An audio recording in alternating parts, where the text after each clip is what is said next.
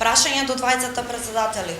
Дали разговаравте за случајот и состојбата на господинот Едмунд Темелко, градоначалникот на општина Пустец во Албанија?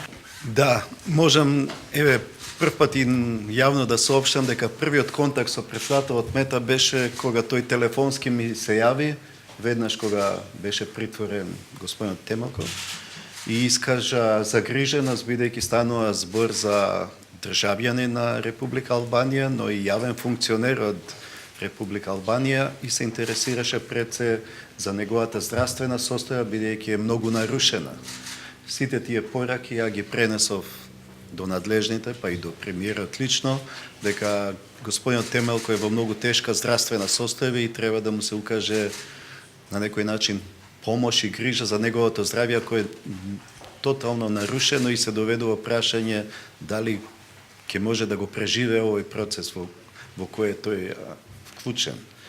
Така што тоа и на тетата средбата стана збор за господинот Темелко и на некој начин председателот Мета повтори загриженоста, бидејќи станува сепак збор за државјани на Република Албанија. Со огромно внимание ја следиме дебатата за спомнатиот закон и собраниската дебата која се одвиваше.